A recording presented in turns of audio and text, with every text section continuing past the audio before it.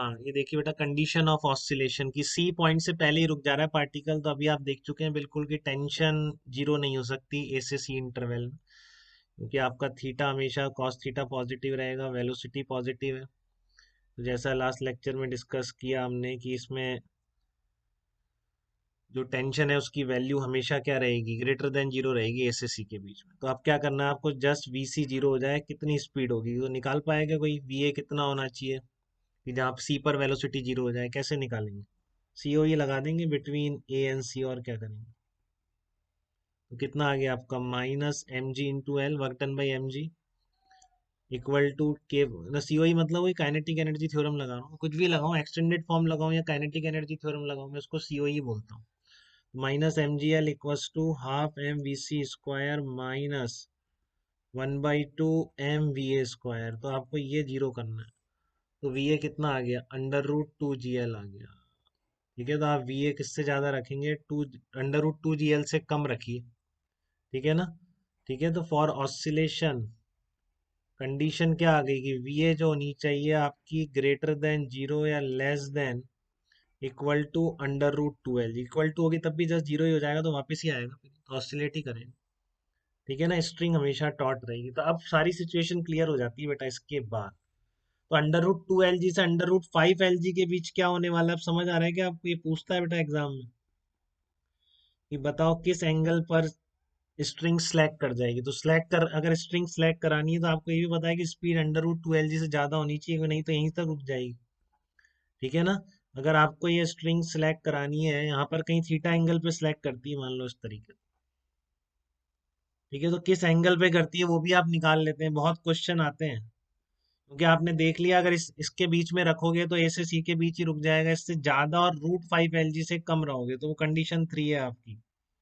ठीक है ना, इसको नाम दे देते हैं कंडीशन 3 की velocity V A root 2 L G से ज्यादा है और अंडर रूट 5 एल जी से कम है। तो स्ट्रिंग विल स्लैक बिटवीन, देख लीजिए ध्यान से बेटा बहुत, string will slack, string will slack between B and C, B and C के बीच स्ट्रिंग स्लैक कर जाएगी इस सिचुएशन। मतलब बी एंड सी के बीच किसी पोजीशन पे टेंशन जीरो हो जाएगी, किस पोजीशन पे होगी वो देखिए। तो आप क्या लिखेंगे, toward the centre T plus M G cos theta equals to, इसको ई पॉइंट कह देते हैं, M V square upon L. तो आप क्या करेंगे, टेंशन जीरो कर देंगे आप स्ट्रिंग स्लैक करके, और वहां से ये कॉस थीटा निकाल लेंगे। ठीक है ना? और भी क्वेश्चन आएगा, फिर आप कॉस थीटा आएगा तो वी भी नहीं पता होगी, और वी आप कहाँ से निकाल लेंगे, एनर्जी इक्वेशन से निकाल लेंगे। ठीक है ना, एक तो ये इक्वेशन बन गई कॉस थीटा में, और आप सी ओ ई लगा दीजिए between A and E, between A E आपने एनर्जी इक्वेशन लगा दी ए और ई के बीच में। तो ये क्या बन जाएगा, ये बन जाएगा minus M G R plus R cos theta, minus M G R plus R cos theta. ठीक है, इक्वल टू क्या हो जाएगा, half M V E square minus half M V A square. तो इन दोनों इक्वेशन में आपको v और cos थीटा ही अननोन है, तो आप वो निकाल सकते हैं एंगल जिस पर स्ट्रिंग स्लैक करेगी, अगर आपको v ए स्पीड एग्जैक्टली बता दी जाए। ठीक है, तो ये क्या कह रखा है, find out cos theta and v, दोनों निकाल सकते हैं हम जिस पॉइंट पर स्ट्रिंग सेलेक्ट करेगी। बट आपको जब भी इनिशियल स्पीड यहाँ से दे तो आप पहले देख लीजिए क्या होने वाला है, क्योंकि इस रेंज से आपको क्लियर है चीजें। ठीक है, तो एक बार समराइज कर दें क्या रेंज आई है, उसको याद कर लेना है उसी तरह से।